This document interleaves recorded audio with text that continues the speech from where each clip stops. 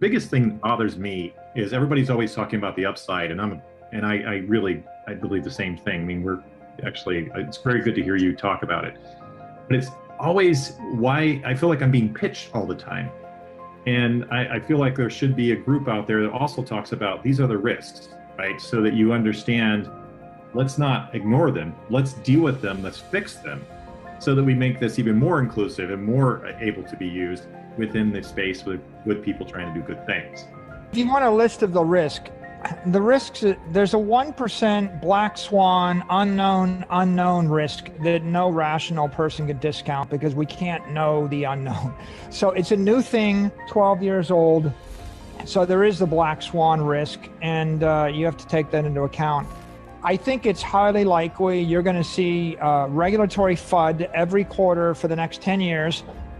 Oh, I heard this country was, the Venezuelans are going to ban it. The Chinese did this. The Russians did that. They might tax it differently. You're going to hear that going on. And you're going to get other asset class risk and FUD. The people that are invested in gold are threatened. People that are invested in other cryptos are threatened. People that are invested in what happens. When this thing gets to $10 trillion, it's going to be more threatening. When it gets to 20 trillion, it'll be more threatening. When it gets to 50 trillion, it'll be more threatening. It should logically, reasonably demonetize all the bond indexes, all the stock indexes, all the cash, and all the gold. And if it demonetizes all those things, then you're going to get FUD and political pushback. Maybe more than FUD, right? It's like if I felt like if I owned Vanguard 500 mutual fund and I had $1 trillion in it, and all that money was flowing from my Vanguard fund into a Bitcoin fund, maybe I'm going to push back in some regulatory jurisdiction. I think you should expect that to happen. I think that the good news here is that it'll probably get stronger only as the asset class gets bigger by an order of magnitude. So there's going to be regulatory FUD and pushback and volatility, and the more successful it is, the more pushback there will be. And you can't discount the fact that there could be a black swan. And I can't tell you what it is because I don't know. But here's what I can tell you.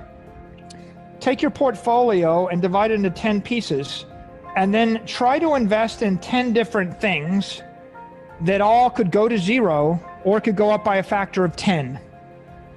Now, I've got one thing, but by the way, 10 years ago, my portfolio would be Apple, Facebook, Amazon, Google, maybe Microsoft, Twitter, cool things. You want to go crazy, try something else. But I could have given you a list of 5, 10 things. PayPal, Square, things that could go up by a factor of 10, that could be cut in half.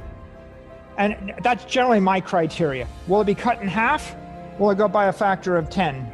Buy something that's more than $100 billion or more, in market cap. It's got 100 million users, and it's not done yet.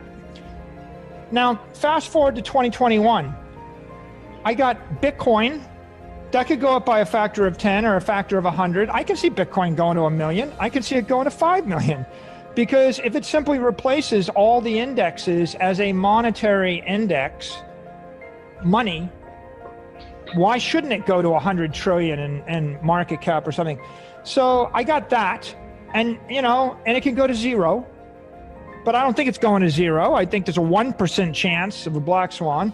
I think it's going up or it's chopping around. Now, do I think Apple, Amazon, Facebook, or Google are going to go up by a factor of 10 from this point? Not really. I think they're plus 20%, minus 20%, plus 100. If the Fed and the EU central bank were inflating the money supply 2% a year, the cost of capital is 2%. Any company growing more than 2% might create value. When the cost of capital goes to 5%, you need a company growing 15, 20% to create value. And that was the situation for a decade. The cost of capital was 5 or 6% in the US and Europe. When the cost of capital goes to 15%, if they're going to print 15% more broad money supply, if the reserve ratio at a bank is zero, That means every bank can issue infinite loans with no reserves, right? Thinking about this, every bank can issue infinite money, no reserve. Fractional banking is printing money. The central bank is printing money. Third world developing countries are printing more money. It's the most loose monetary environment in the last, I don't know, in our lifetime, maybe in our lifetime. I can't remember a time when there was more money, more deficits, more money being printed. You own a bank with a dollar and you issue $20 billion of loans. Think about it. You printed 20 billion in cash. So we're in an environment where it looks like for the next 5 years, the money supply is going to expand by 15%. That means assets are going to go up by 15% if they're scarce. That means you have to buy things that are going to go up faster than that. And that means that the hurdle rate just got 3x higher. And not only is the hurdle getting 3x higher, but Amazon, Apple, Facebook, Google just had a meteoric run for a decade when it was obvious they were going to have a good run. They're going to have to invent something really cool to go up by another factor of 10. And might they do it? They might.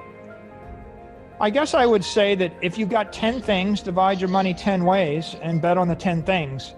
You could do a thing where you invest 95% of your money in conventional assets and 5% in Bitcoin, and then if Bitcoin goes up by a factor of 10, you'll have still a decent return, but then you'll be wondering, why isn't it I'm not a billionaire right now?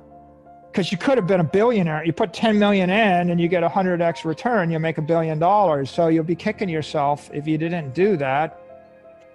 Everybody's got to make their own decision. But in my life, I never seen something that was such a screaming signal. You've got a $200 to $300 trillion addressable market. You've got a problem. Money is not sound. You've got engineered thermodynamically sound money. You've got a dominant network. Everybody's decided it's the network. It's exploding. The signal that it's exploding is it's growing 200% a year every year for 12 years running. That's the signal. If you wait 30 years, your life is over. Right? How many years are you going to wait before you actually get on that train? I mean, 15, 20, 25, 30 is done, right? I mean, 30 is a career. So I would say that it was highly complicated, risky, and uncertain if you go back a couple of years. It got to be a much easier trade in March of 2020. And every month since March of 2020, it's been de-risks exponentially, and then the need is exploding.